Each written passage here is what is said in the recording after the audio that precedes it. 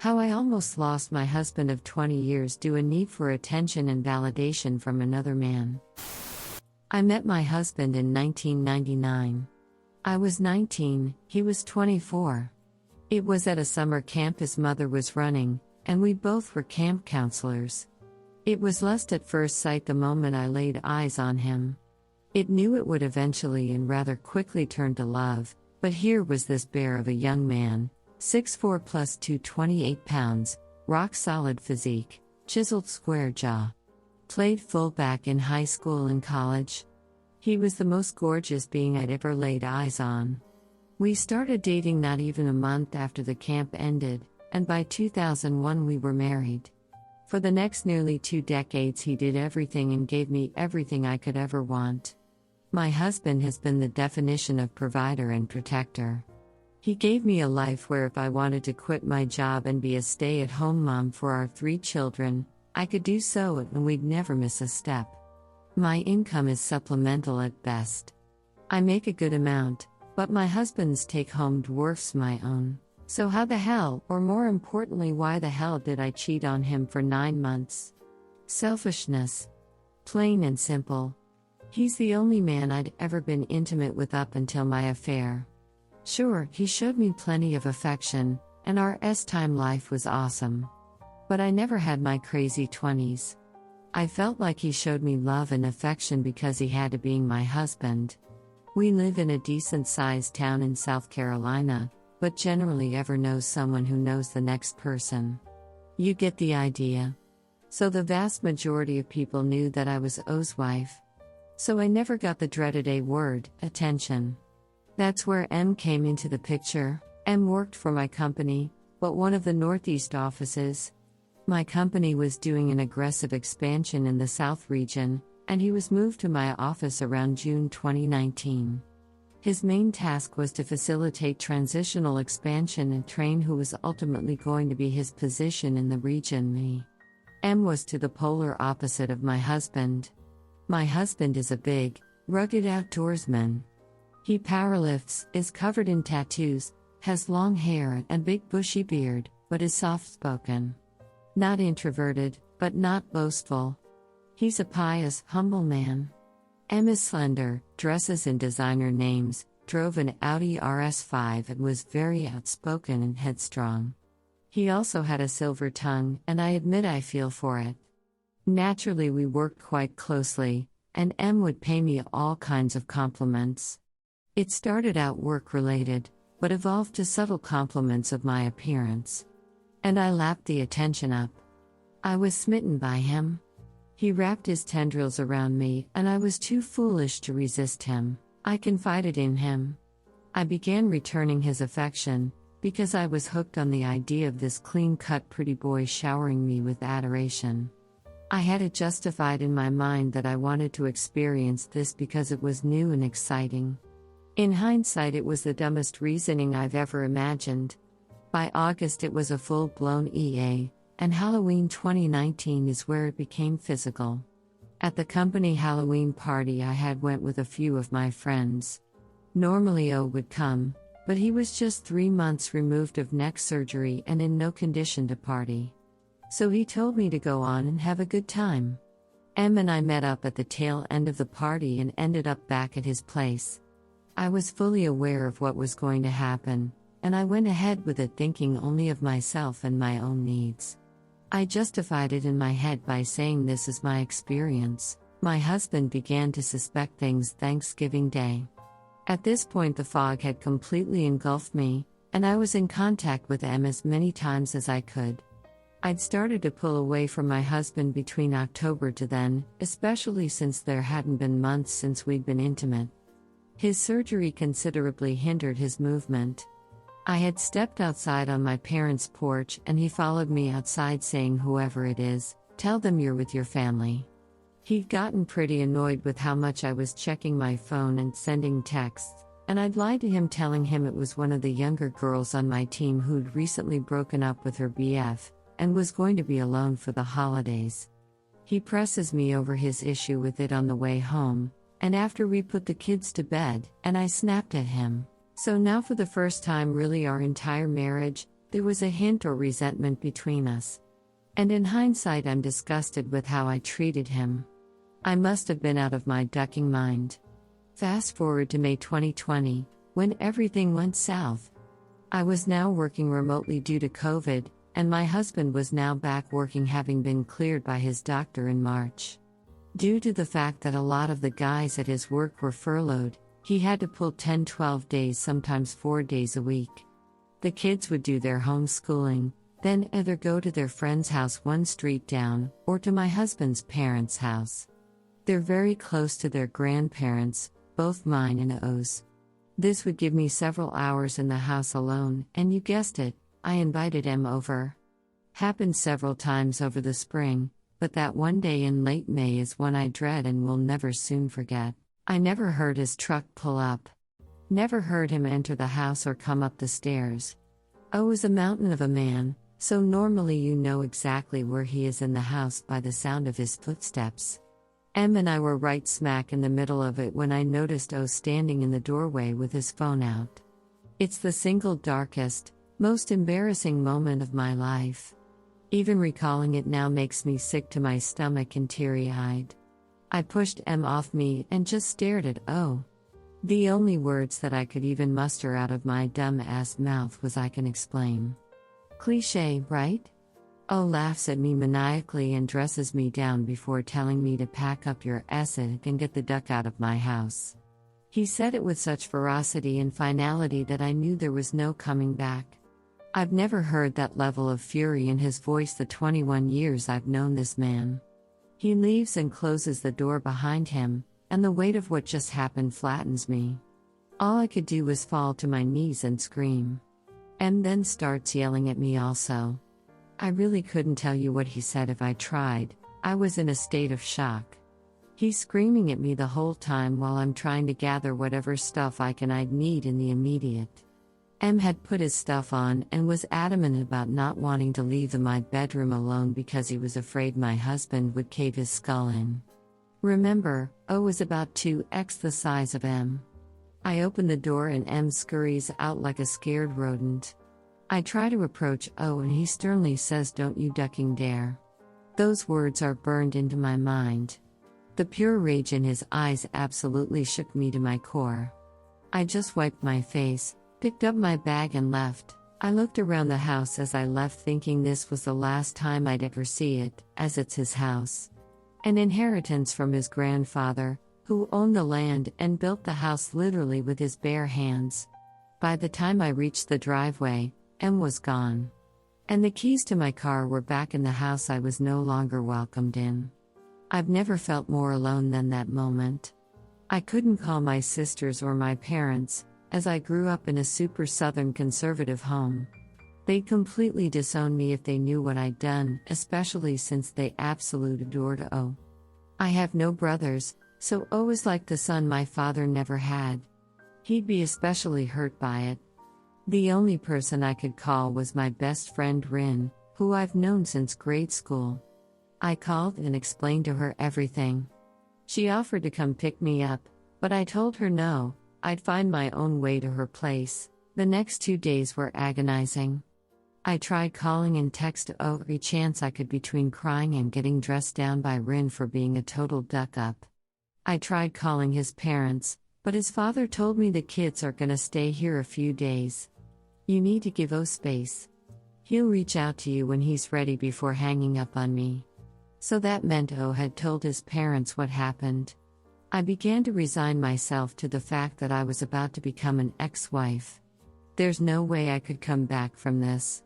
I just ruined a 20-year marriage and broke the heart of the only man I've ever loved because I needed to have a fling. But then D-Day +3, he finally answered me and told me I could come home. Rin drove me back, and upon going inside we sit on the couch. Rin's right beside me as O tears me a new one. In 21 years he's never so much as raised his voice at me, and here he was shouting at me for a good 40 minutes it felt. He asked me why I did what I did, and I answered him honestly. I didn't gaslight or lie. I ducked up and I owned it. I'm not ashamed to say I begged on my knees for him not to leave me. He tells me after all of it he's not going to file for divorce, but things were about to change and not for the better for me.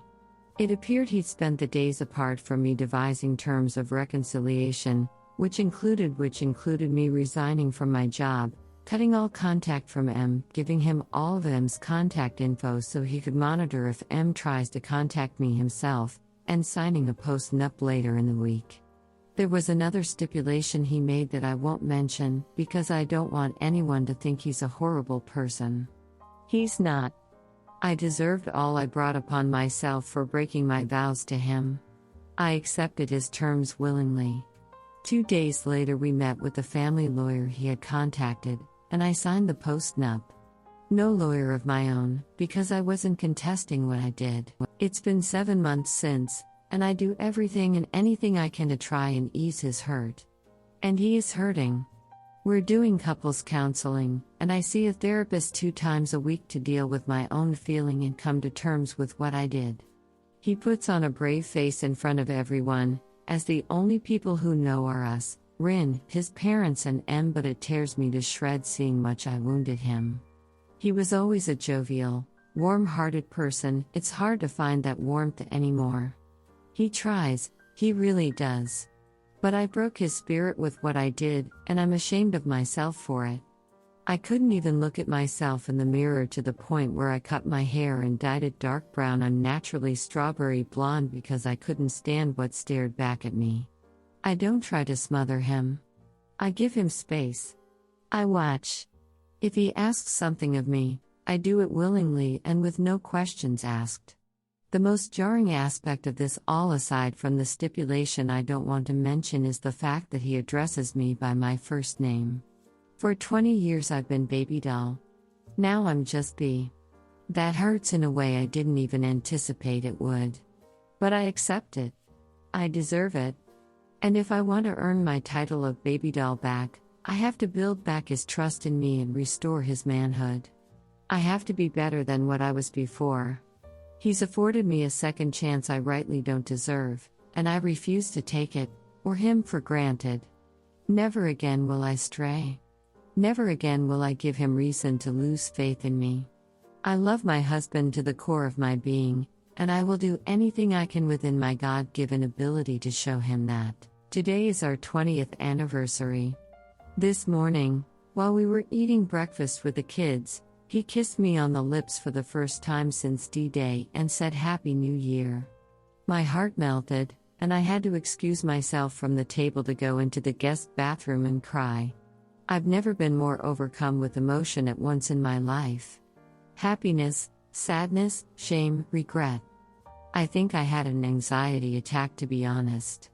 A few minutes later he comes into the bathroom and I just run into his arms. I squeeze him as hard as my tiny self can around his waist, bury my face in his chest and ugly cry another 10 minutes. He just stands there, his arms wrapped around me and hold me. I truly don't deserve this man. This beautiful, kind, warm-hearted, spirited and just man. Even with how badly I hurt him, he takes care of me. I will never jeopardize losing him ever again. Edit. Suffice to say I was not expecting this to get this level of attention. Wow. I'd like to make some clarifications that seem to have popped up in the comments. My husband has shared his side of the story on Reddit a while ago, and the story was picked up by a YouTuber and featured on his channel. If there are inconsistencies between his account of things and mine, it's because he chose to leave core details out, no doubt to protect me. Whereas I've chosen to be completely forthcoming with my account aside from omitting the stipulation and not giving a number to how many times I'd been intimate with M. My husband knows the number. I chose not to mention it because it's a trigger. Since the cat of the stipulation is out of the bag and my husband has read the post, as I mentioned before, he floats around these subs himself. He's given me permission to say, since he did mention it in his post when he made it. The stipulation in question is that he'd get to have intimate encounters with other women, and I would never know who any of those women were. He did, however, tell me he had relations with 4 women, and one of them is someone we both know. I have no idea who it is, and I don't ever want to know. He did this between the months of June to October. I think he stopped in October. I'm not 100% sure. One user suggested I should get my own lawyer and resign the post-nup. I don't have that right. This isn't about protecting myself, this is about trying to heal my husband and fix my broken marriage. I am 100% fine with the post-nup agreement presented to me, and plan to adhere to it till my dying day. Update: we've decided to tell my parents and our children about my affair. Long story short, I cheated on my husband for 9 months. D-Day was in May 2020 when he walked in on my AP and I in our marital bed. He kicked me out for 3 days, burned the bed, let me come home and decided he'd give a second chance. We've been together 22 years, married 21, with 3 children, 13 and 10 boys, 7 girls. I'll spare the specifics. If you're interested in knowing our story, just check my post history. January 1st was our anniversary and we spent the weekend connecting on a level we've not done our entire marriage. It was an interesting weekend to say the least. We talked a lot about what had changed in us the prior 7 months after D-Day. Keep in mind, we've both been doing IC and MC every week since. This was the first real time we'd sat down and talked with no mediator, and I had to come to grips with how much I truly hurt him. We held nothing back, and pulled no punches. And yes, it was painful hearing him say that he'll never see me the same way again. But he did tell me he still loves me, and he's still in love with me, and that January 1st, 2022 will be our 2nd anniversary of our new marriage. One built on transparency and honesty. Another topic came up over the weekend as well. One I feared would come, but knew was unavoidable. By his own accord, my husband opted not to tell any of my family of my affair, and he told me not to tell them either. In my family, I'm the angel, the darling daughter who could do no wrong, and I come a traditional Southern Christian upbringing. Suffice to say, no one in my family is going to take it well. I'm 40 years old and still fear the reaction of my mother and father. But after some soul searching between us both, we've decided the time has come for me to face the music. We can't continue to move forward with the reconciliation without the truth being known to all. As of now, the only people who know of my infidelity are me, my husband, my best friend who I stayed with when he kicked me out, his parents who he told the day of, and of course my AP who has long since been out of the picture. We also decided we would tell our children as well. We're sure they've noticed the tension between us over the last few months, especially our oldest. It's time they know, so we can teach them that my actions were wrong, and they may learn from my poor choices and not repeat them. We're going to have the talk with the kids tonight after dinner, and tell my parents when we go see them this coming weekend. I don't have to tell you that I'm terrified of this. It's my cross to bear, I know. I betrayed my husband in one of the worst possible ways, so I have no right to back away from this penance. But I'm still scared of what the outcome will be. My parents love my husband. He's like the son my father never had, as I have 3 sisters and no brothers.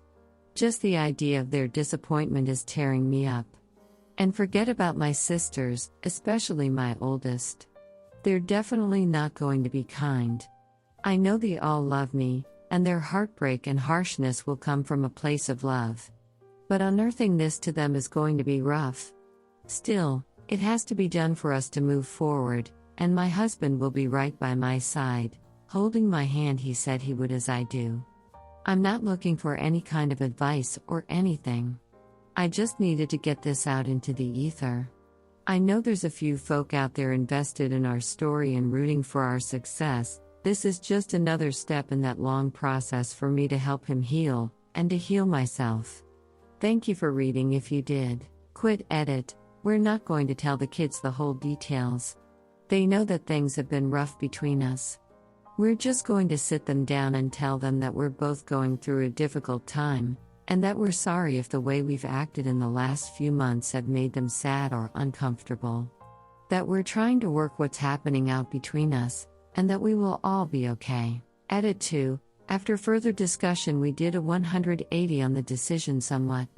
We got the kids together and I told them that I had done something to hurt their father months ago, and that's the reason why we had been acting weird around each other, as our 10 years old would say. We assured them that everything was going to be fine, and told them even grown-ups can make bad choices. There weren't many questions from them as they generally understood. So that hurdle is done. We've also decided that as far as telling my folks, seeing as we seem to be heading in the right direction as far as rebuilding our marriage, it's perhaps best to keep my affair between us. I'm the one who more or less pushed for telling them, because my guilt is still getting the better of me. Oh, saw some of your comments and had second thoughts about do it, and he's managed to convince me it's not needed. Update, it's finally done. The AP has been dealt with. This will likely be the last post I make on this account. I've made another actual Reddit account, as in the weeks I've been here I've found a number of communities I enjoy and want to be a part of, but as far as this side of Reddit, this will be the last chapter of my tale. After this post, I'll leave any further updates to him. I'm dedicating my focus on him, so if you're not familiar with my story, just go take a look at my post history. 7 months ago, as part of my husband's required stipulations for reconciliation, I resigned from my executive position because my AP was still there. Rather than make him face the music and implicate him, I tucked tail and ran, namely because and my husband only had a confrontation days later. I just wanted to be gone from it all. So 2 weeks ago, Oli and I spoke about this, and we decided we'd address things with my former employer. That Monday, I called my former employer, specifically my former regional manager, to explain the grounds of my resignation. He told me that the HR manager would be notified, and I'd need to provide proof for such an allegation. I went to the office personally to provide this proof, meeting with both of them. After a 2.5-hour meeting explaining why it had taken me 7 months to do so, they informed me they'd alert the Northeast office where and returned to and would likely reach out to me later in the week with the Northeast regional manager on the matter. I was also unexpectedly relieved of my role as consultant for my former assistant, who had taken over my position. That Thursday, the Southeast and Northeast Southeast Herm and I had a video conference, where I shared with the same info I had done so that Monday. I was told that they had a similar meeting with the previous day. The details of that meeting weren't divulged to me, they just alerted me it had happened. This meeting was a lot shorter, only an hour. They told me they'd review all of the info, and make a decision within a week. Yesterday, I get a call from my former assistant who now knows of what happened, of a company-wide executive email sent out, stating that has officially been put on administrative leave due to a violation of company policy. That pretty much means they're in the process of finding and slotting in a replacement before they fire him. So that's the story as of yesterday. To everyone who has had kind, and even not so kind words about me, thank you for your feedback. Oli has seen the bulk of your responses as well.